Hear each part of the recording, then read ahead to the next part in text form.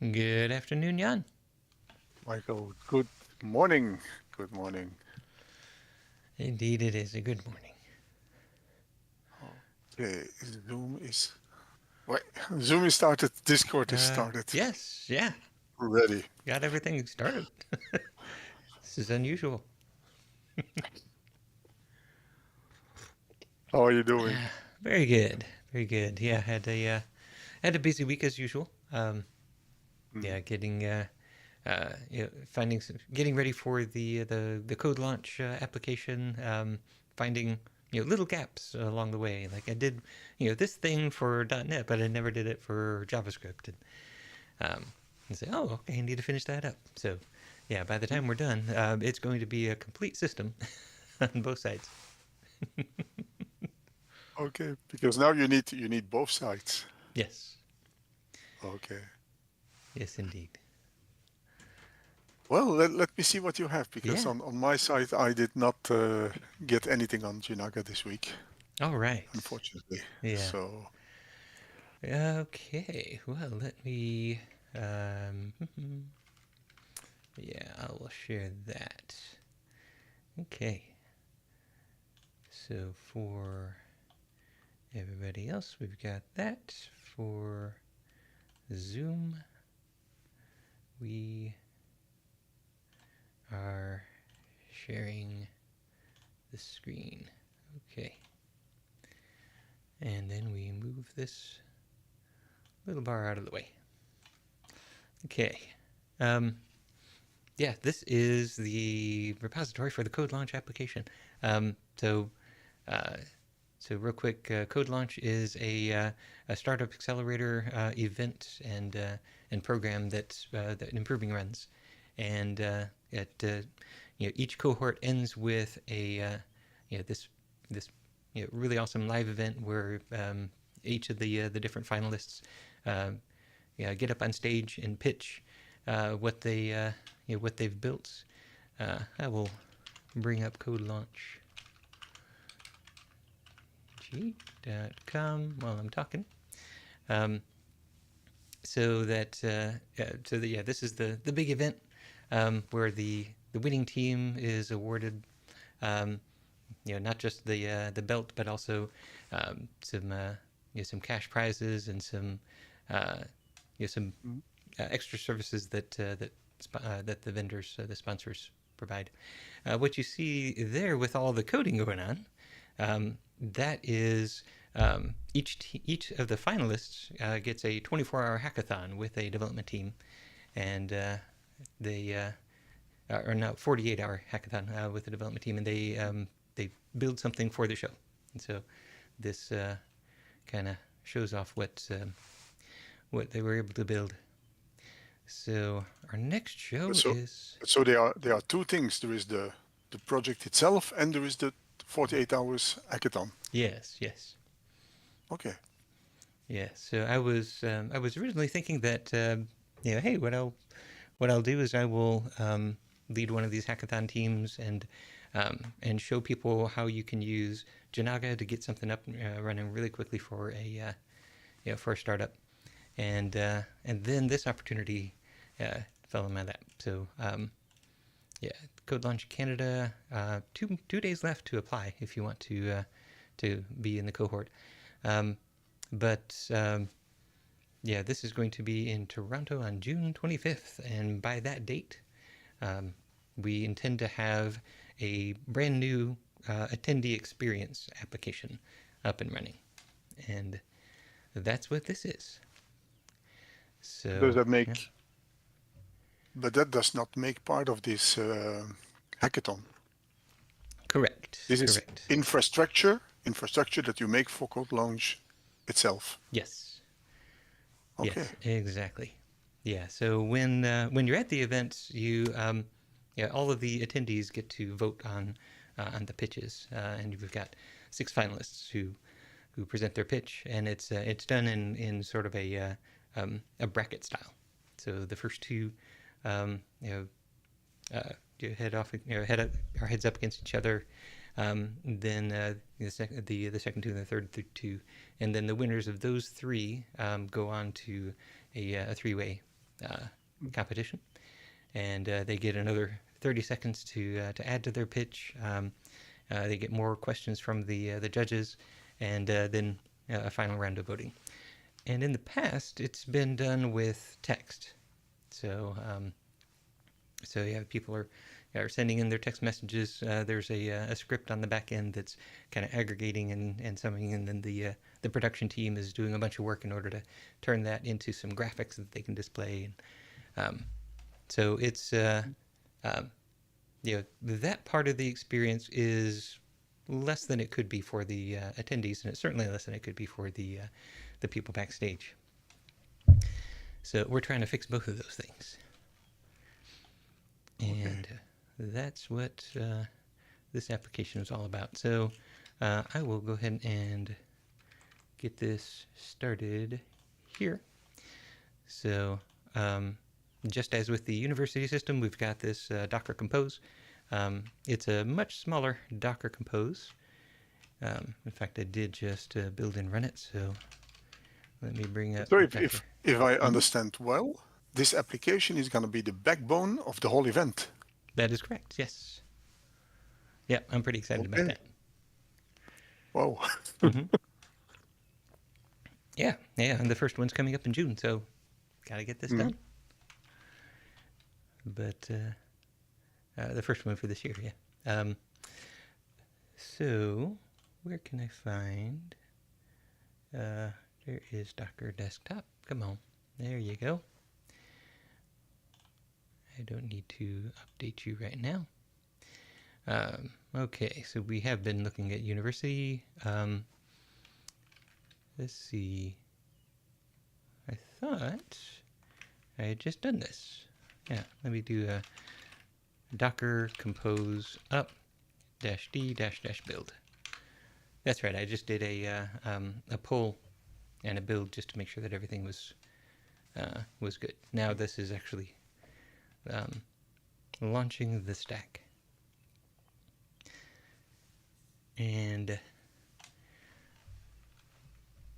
given the fact that we don't see an existing stack here and we're creating it for the first time, I think that we're going to get to show off some of the setup steps, which would be kind of cool.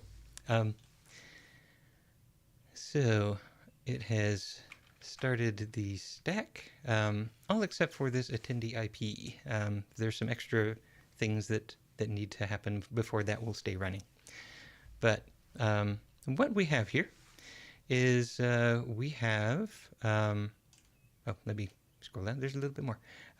We've got FusionAuth running, and then we've got a couple of different applications, the admin application and the attendee application. These two support FusionAuth. And then here we've got our replicator, and then attendee IP and service IP are identity providers, and we've got a content store. So that's the entire mesh all working together. So let's start with the admin application. And in fact, I'll have the steps here so that we can follow along with them. So going to the admin application. Yeah, I just picked the wrong address. It should have... Oh, that's right. I don't actually start with the admin application. I start with... I should probably read my instructions. Yeah, let's create an application in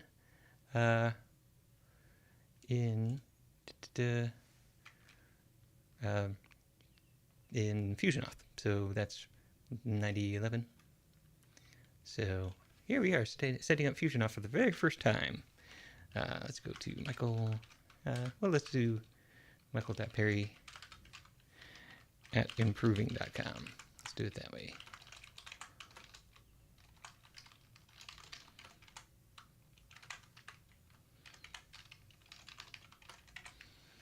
Okay, and they already have all of my information, so yeah,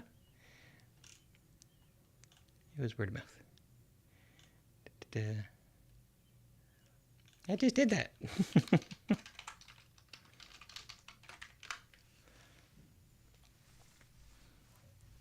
Okay. Woohoo. We have FusionAuth. We have our first identity provider, and this is for the admin application, so that different people can sign in. So if we set up FusionAuth, the first thing that we need is an application, and let me get back to my link here so that I can follow along these instructions. So we've got the Launch Kings application. Oh, I didn't do proper formatting in my Markdown. And the redirect URL. So it's going to go back to 3000, which is the admin application. So click that to add, and then save. And now we can skip all the rest. So we just need to have that application. And complete the wizard. So we can just skip.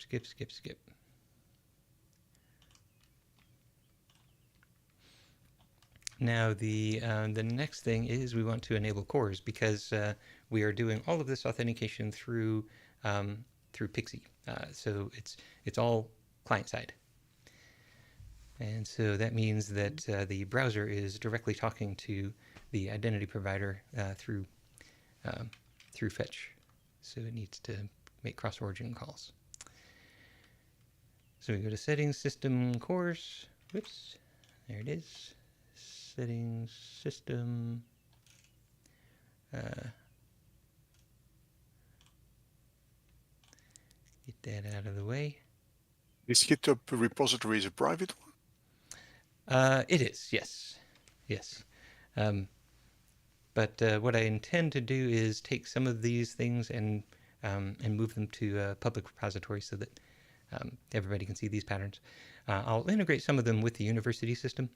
I don't know if I'm going to integrate FusionAuth with the university system, because that's intended to show network topology, whereas this would be more of a complete application template. I don't know. I might take it that step further. But oh, I'm sorry. It's under settings. We've got system. There are two systems in this menu: cores, enable, and save. So now we can do that cross-origin request, and then we have to allow all of these headers except. And then access control headers and methods. Let's see if there's a way that I can have this up side by side while doing this, because this flipping back and forth would be really annoying. Okay, come on. There we go. All right. Just drag it to the right side of your monitor, and it will split in two, no? It will, but that'll also take over the screen that's got our videos on it, and then our videos will disappear. Oh, okay. So it's annoying. I have to kind of play with floating windows. Okay, so we want to allow allow headers. There it is. So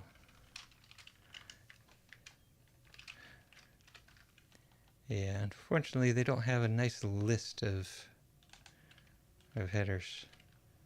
That would make this a lot easier. Because yeah, you do want custom headers, but yeah, all of these are standard.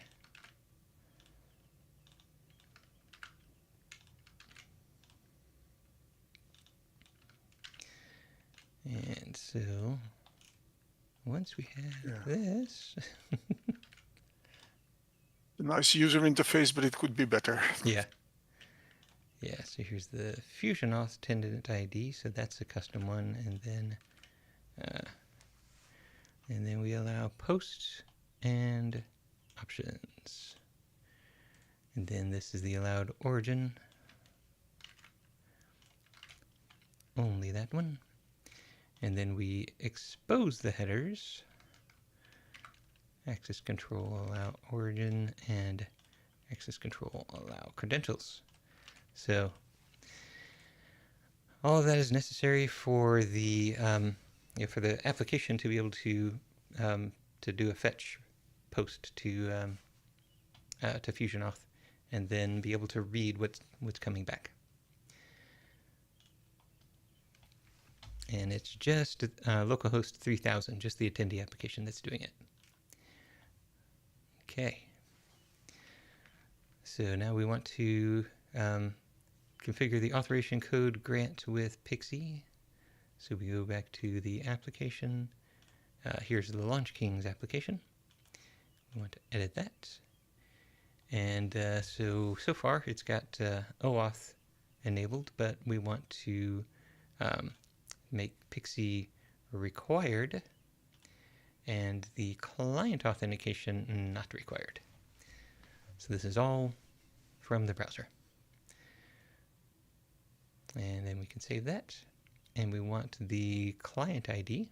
So let's go back here. We can just view this, and we see here's the client ID. And that we need to give to the LaunchKings admin app. Now, the way that we're going to give it to the LaunchKings admin app is through this .env file. So let's go back to where is Visual Studio Code? Do I not have it open? Maybe I don't. Okay, so let's code the root folder. And here it comes.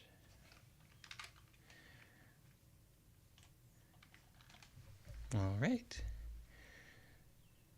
So if we take a look in here, inside of the mesh folder, we've got a .env file, and we need to create a new file called env local. And that, according to the instructions, we will want to set client ID equal to that value. So client ID equals that value.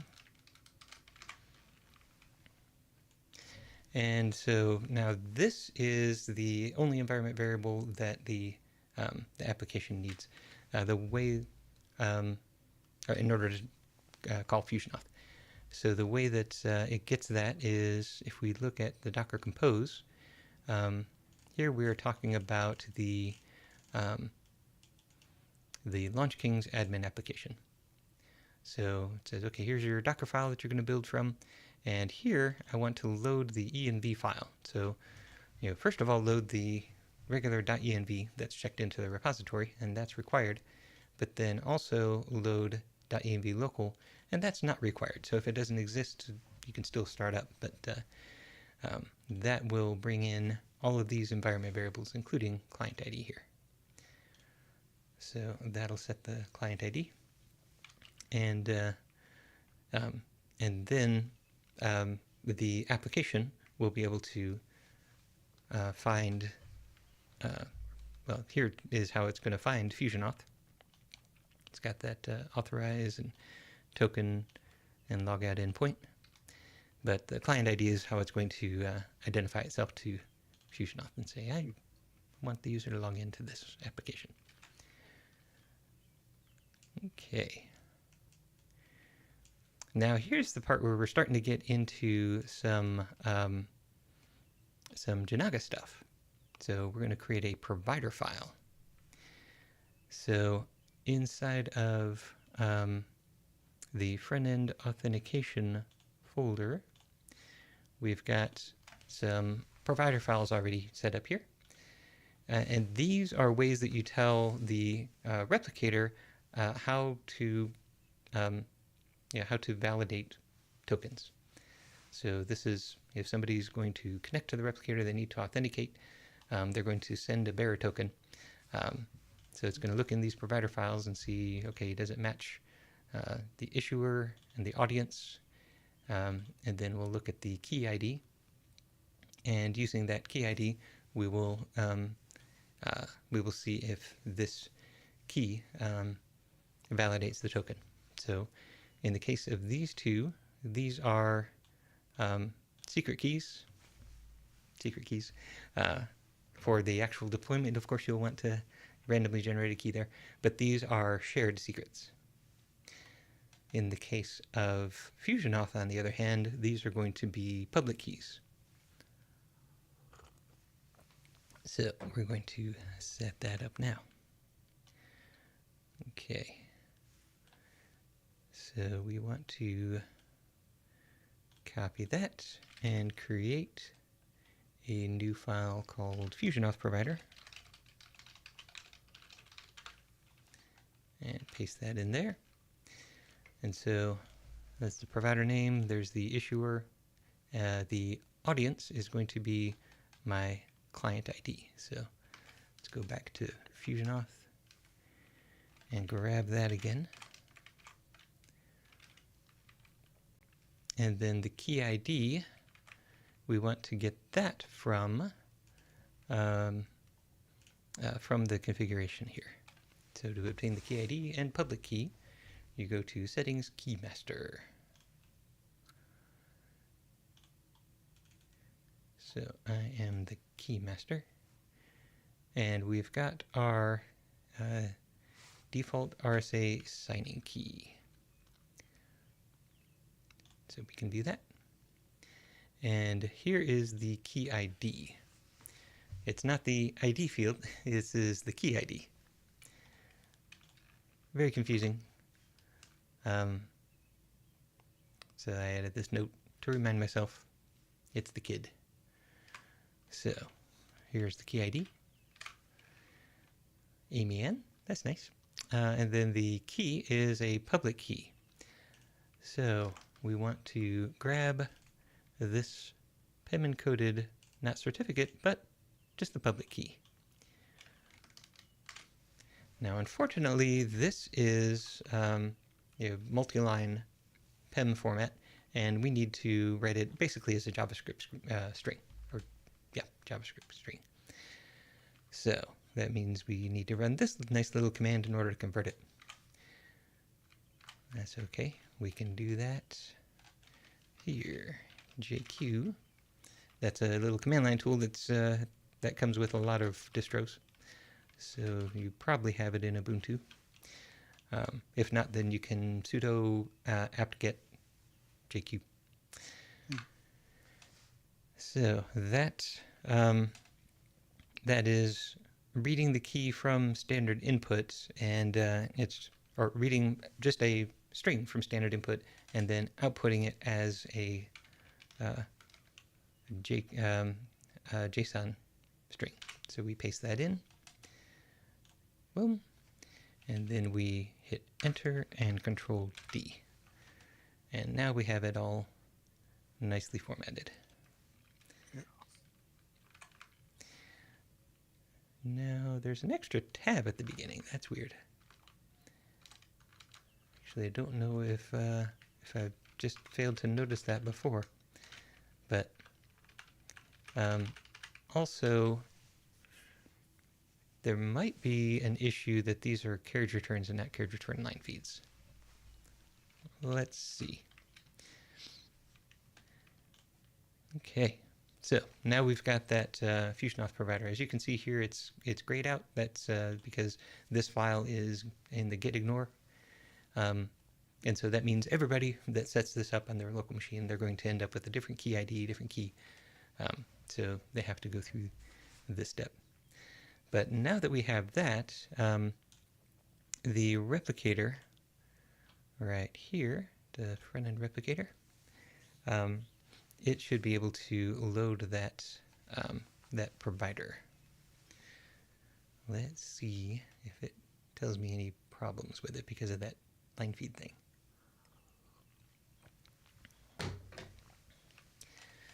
Okay. There's our, let's see, so here's our FusionAuth provider.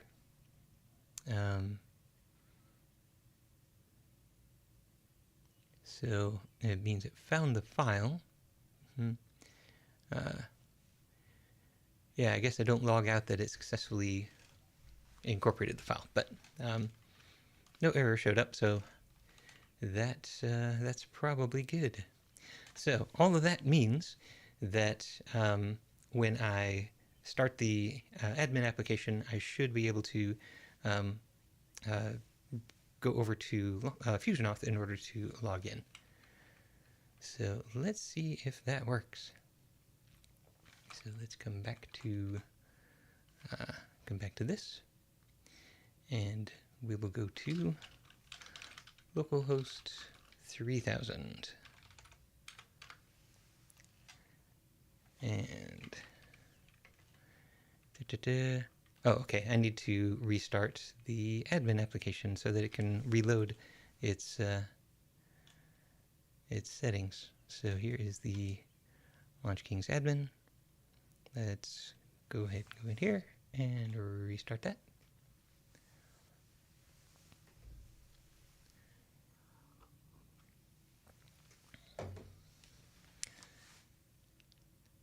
There we go. And then reload that. It still says client ID must be set in auth config. So what is going on here? Let's dive into this a little bit. If we go to sources, we will see that in addition to the source code for the application, it also loads in this config.js. And here we've got an empty client ID. This is supposed to get the client ID from the environment variable and add it to this file. So I'm going to go ahead and restart the entire stack just to see if for some reason the stack needs to restart for it to reload environment variables.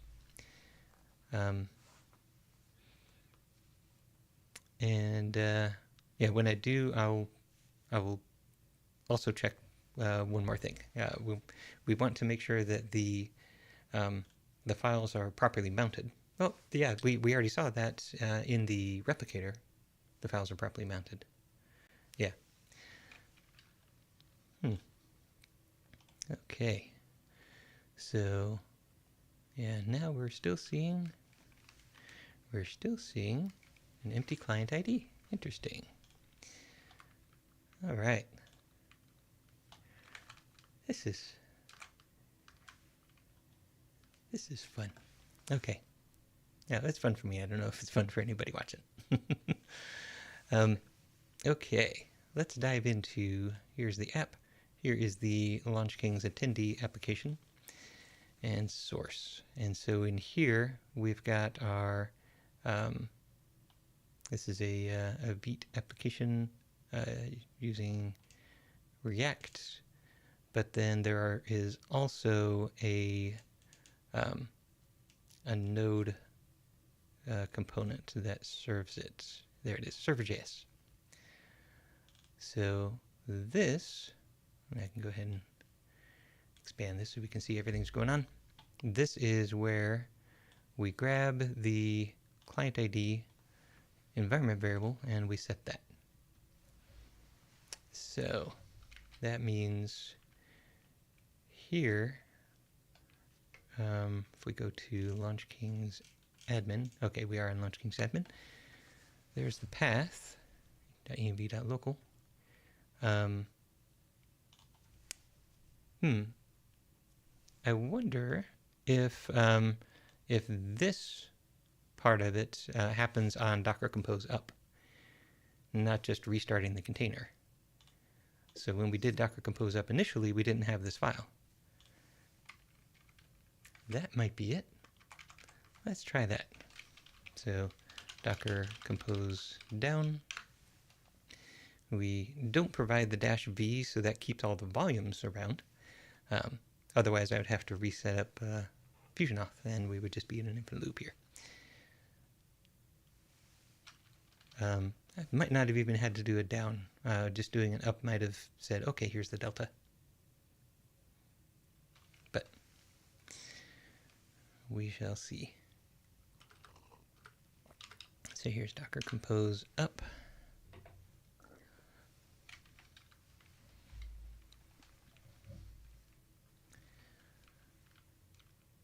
And so now we've got our Launch Kings. Let's see. Yeah, it's still starting up the Fusion Auth components. Well, here's the attendee IP. Here's the attendee app. Admin. Yeah, admin was already started.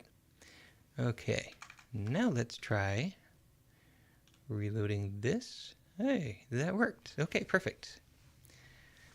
So we had the client ID. We can go ahead and put that away. All right, so it started the application. The application said, I don't have a bearer token, so let's do the Pixie login. And now I can do my login to Fusion Auth.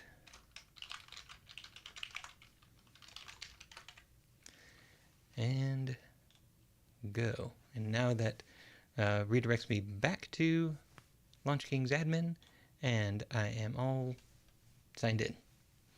Excellent. Okay, yeah. So, yeah, that's getting the authentication set up with the application and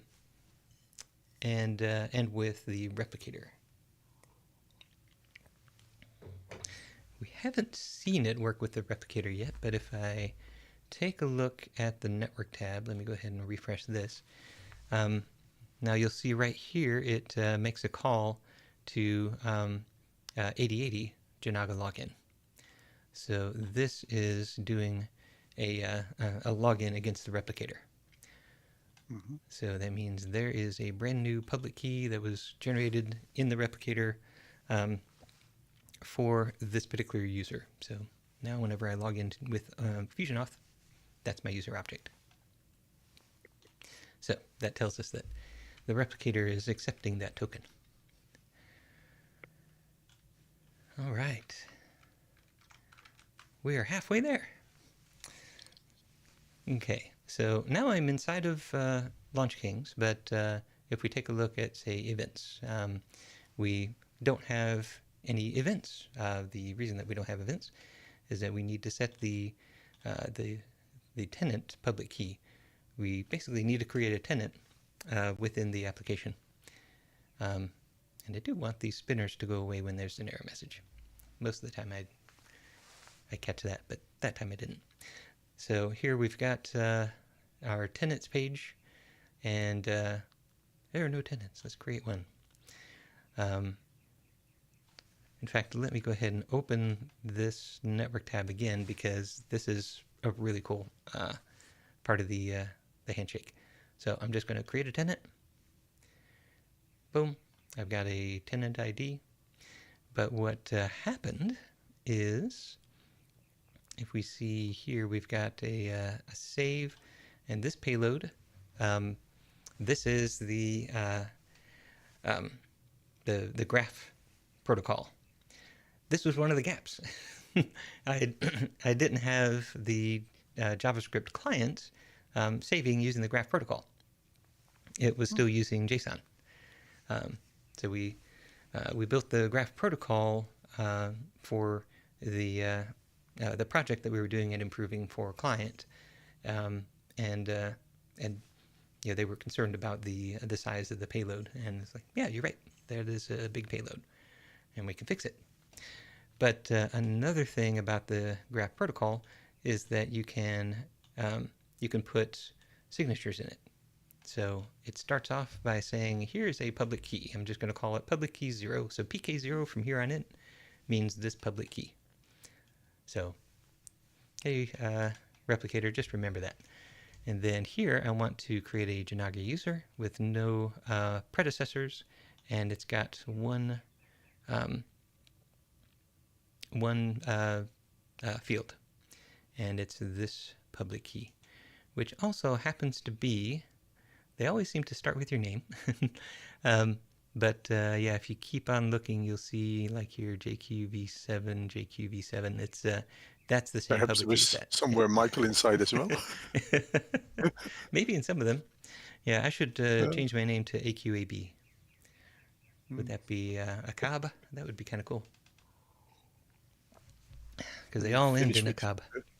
Yeah. Yeah, funny enough, Oh. AQAB is base 64 for 65,535. So that is one less than 2 to the power of, um, 16. which number is that? 16? Yeah. And so that is a Mersenne prime.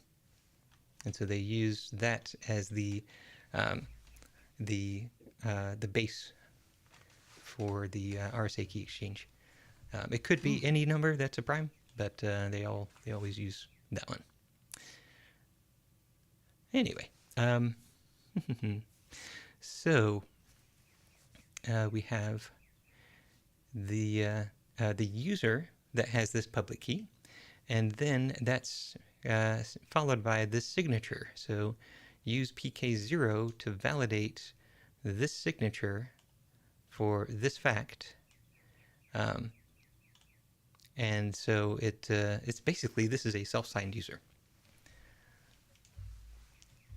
So then the replicator says, yep, I can see that this user created this fact. And then it looks up the authorization rules for the user. As it so happens, the authorization rules for user is anybody can create a user fact, because that really just carries the public key. You want to be able to talk about a user. You want to be able to say, I know this user's public key. Let me talk about them. Anybody should be able to do that. And then we have our CodeLaunch tenant. And it has one predecessor. The creator was this user. And then the signature here, this was signed by this user. So now we have a strict authorization rule. A CodeLaunch tenant can only be created by the user that is that predecessor. And so it validates that public key in order to make sure that that was actually the case. Now, what's really fun is that that user is not the one that I'm logged in on. I am logged in as Michael Perry, and this is a one-time single-use user that was created just to create this tenant. That way, tenants are not owned by people who could go off and leave the system, or these are they're owned by the single-use tenant. But that means that, or the single-use user. But that means that the single-use user needs to grant somebody else permission to administer this tenant. And so that's what this payload is. So here, same public key. And now here I am talking about, no, actually this is the same user, the same tenant. But now here I'm talking about a different user. This Jinaga user is me. So that I can say, here is a CodeLaunch tenant administrator. The tenant is fact1, and the user is fact2. Of course, it's 0 base, so that one is fact 0. And it was just now created, and it was signed by that particular public key. So the single-use principal created the tenant, made me an administrator, and went away. Okay. So yeah, that much of the code I had translated over to JavaScript, but it wasn't complete because without this protocol, you couldn't send the signatures. I didn't have the signatures in the JSON protocol. And so it's like, yep, nice, you can do the single-use thing, but as soon as you turn on authentication, then it disallows it. Well, that was the whole purpose of having a single-use principal. So one other thing I do want to point out here, these two separate calls to save, that's because I currently don't have local storage turned on for this application.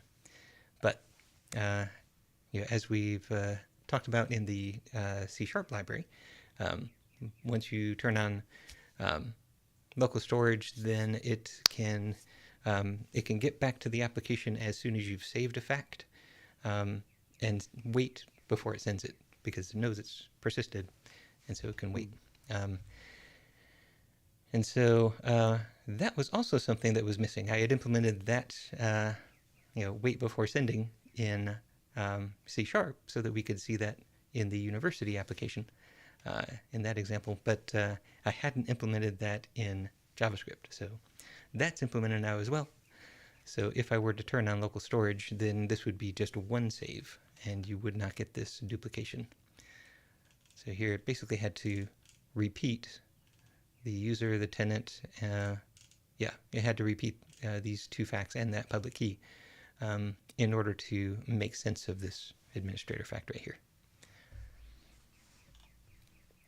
But that would be all collapsed down to just one.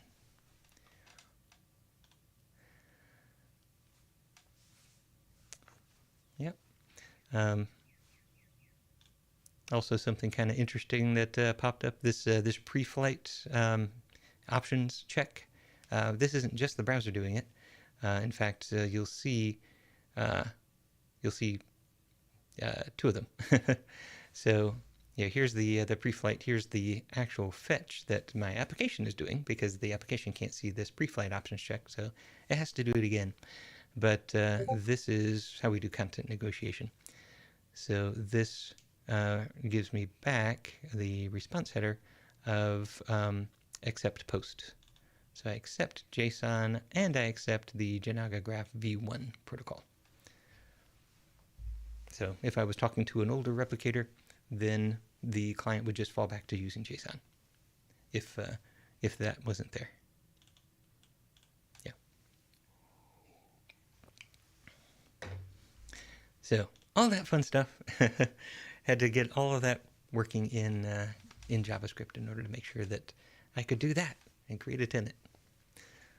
But from the end user, you just see, oh, I need to add a tenant, and now I can copy the key, and I can paste that into env local.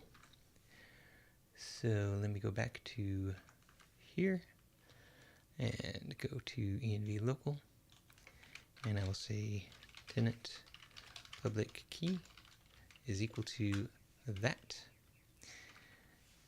And here we'll see that it is properly /r/n, has a /r/n at the end. All of that is very specific and very necessary, because that has to be an exact string match for it to know that it's talking about the right tenant. But now that I've got that tenant public key, I can restart the stack, which I think I can do by doing a Docker compose up. Let's see. Yep, so it's stopping and restarting the things that depend upon that file. Yeah, so before I didn't have to do a Docker compose down. This would have been sufficient.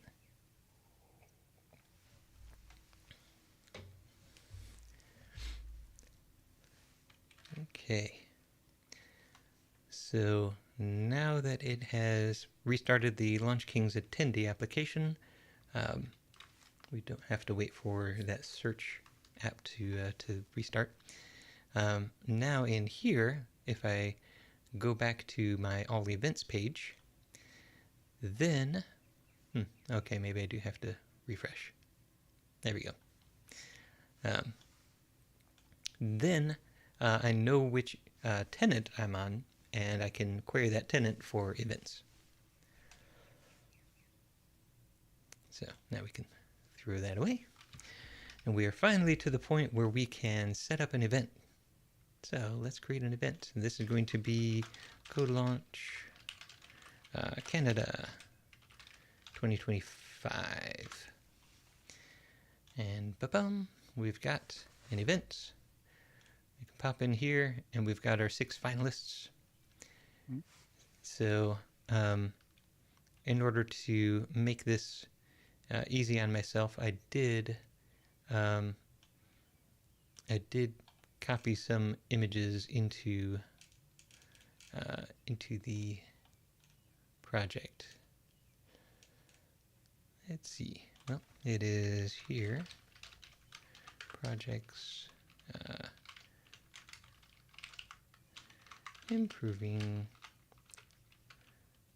Oh, I thought I put it in here. Where did I put it?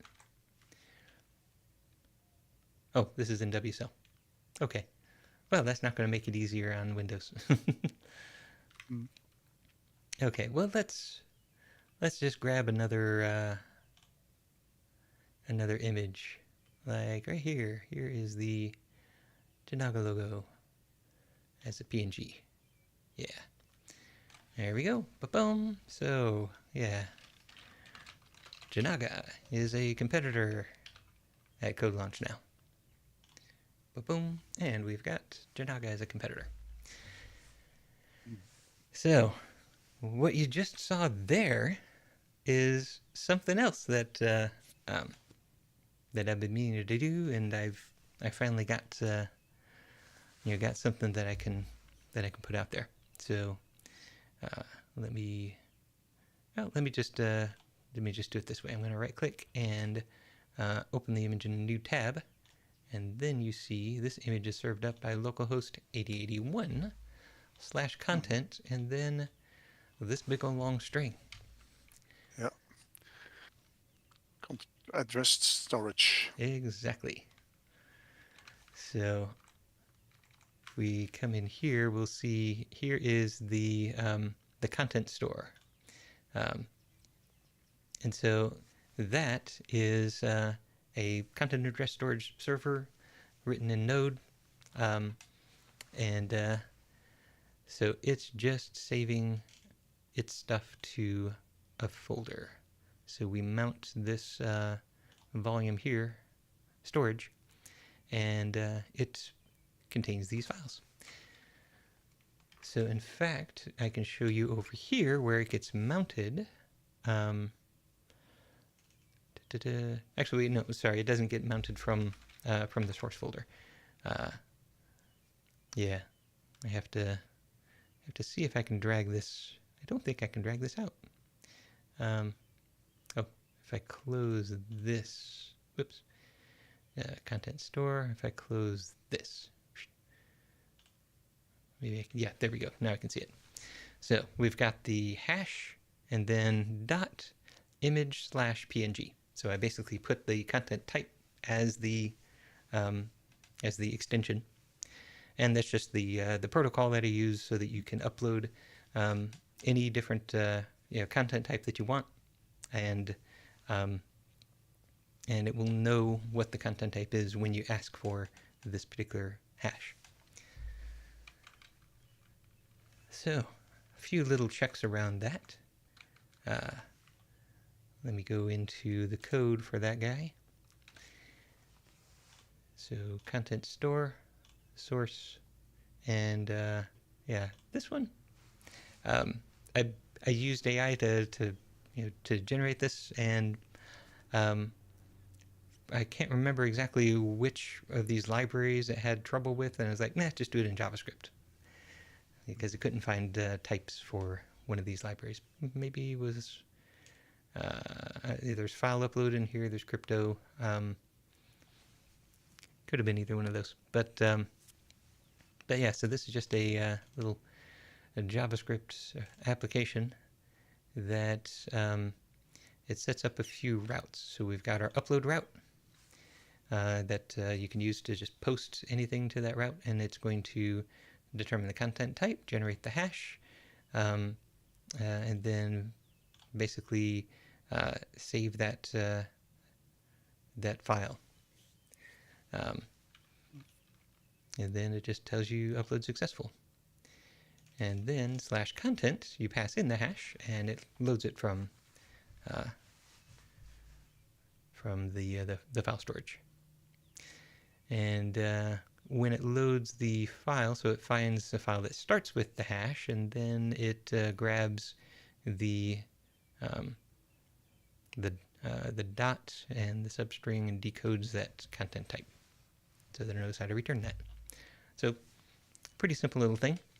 But this is where I ran into one of the core problems that that you have with AI coding. Let's take a look at the auth middleware here. So authenticate. So this is checking that you have a bearer token, and then it's going to load. Yeah, here it's loading a bunch of configs. These are the exact same files that that the that the replicator uses. If I were to take a look at the Docker Compose, I would see that, let's go to, there's attendee IP front-end replicator. So the front-end replicator, we're mounting the authentication folder right here as read-only. And that's got all those authentication JSON files. If I look at the content store, I'm doing the same thing. I'm taking that front-end authentication folder and I'm mounting that in now a different place as read-only.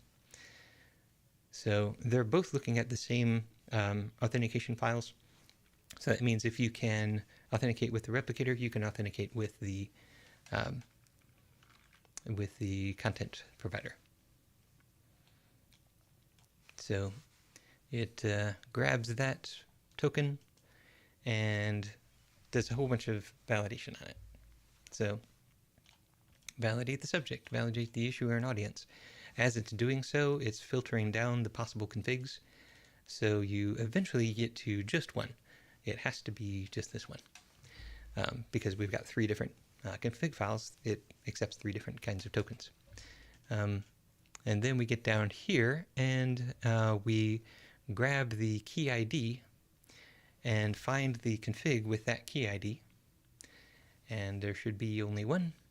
And then it verifies the token. Now, if it fails to verify, then we write out invalid signature. So all of this works. The problem is the first time that I generated it, there was a nice little hidden bug that I didn't catch upon inspection. There are 2 versions of verify. There's one that is synchronous, which is what I'm using here, but then there's another one, you can see it's got 6 overloads. Yeah, let's see if we can see those overloads. Yeah, there's another one that that takes a verify callback, and that one is asynchronous. And what it had originally generated was, let's use that asynchronous one, and then it does all of this inside of the verify callback, and then if it's not valid, it sets verified. It was originally initializing verified to true and then setting it to false if there was a problem. So that combination of having an unsafe default and using the asynchronous one, and then later down here it was checking the verified variable. So that combination meant that it just blasted right through there without actually verifying the token, got past to the point where it said everything's good. And yeah, if I hadn't actually tested each of the individual steps manually, I would not have caught that.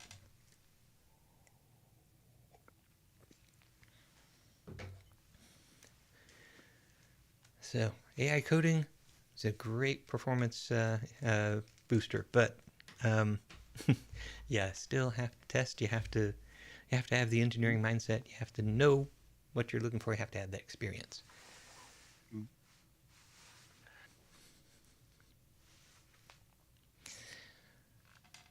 But the positive side coming out of this, I have an identity or a content store that is universal. I can use this for any application. So I am thinking that after I make sure that it works here and I don't need to change anything, I think it's good now. Then I will put this into another Docker container, throw that up on GitHub or on Docker Hub, and then anybody can just create a content store. Just bring it into their Docker Compose.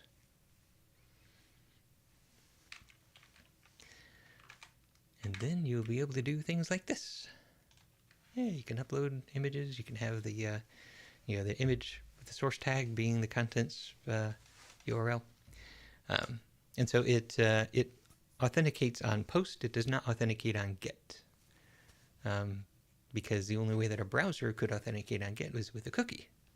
And this is using bearer tokens, not cookies. So this is only good if you want to, if you don't mind people being able to get to content in the content store. You just want to prevent people who aren't using your application just uploading stuff, just using it as a paste bin. So we are, we set up the CodeLaunch application, the CodeLaunch event, and then we need the attendees to get access to it. So we add an access code, and there we are. There's an access code. Mm-hmm. And now somebody can scan that with their phone, and you can see right here that this is a localhost address. So if you were to scan it with your phone, this wouldn't actually get you anywhere. But once you, copy that URL, paste it, there we go. It pasted in the public key. And then that tries to log you into the attendee application. And that's where we run into the next step. Okay. So maybe we'll finish the story next week. But yeah, that's what this attendee IP service is all about. This is the identity provider for attendees to use. They don't use FusionAuth. They should be able to just get logged in based on one of those attendee access codes. Okay. That's already not not simple at all. No, there's a lot of moving parts. But yeah, what I'm really happy about with this one is that all those moving parts are they're the correct way to do it. So I didn't start with just wide open. Let's create an application. I started with authentication, and then I very quickly added authorization. So once I did the base model and said, okay, this is working now, let's turn on authorization. Let's start writing authorization rules, write distribution rules. We've got, in addition to FusionAuth, we've got an identity provider that is specifically for services, so that some backend service can authenticate with the replicator, which I might also turn that one into a Docker image. So yeah, all of these steps are engineered properly, and I really love seeing how the replicator fits into that good engineering. Yeah, and everything should be finished by the 1st of June.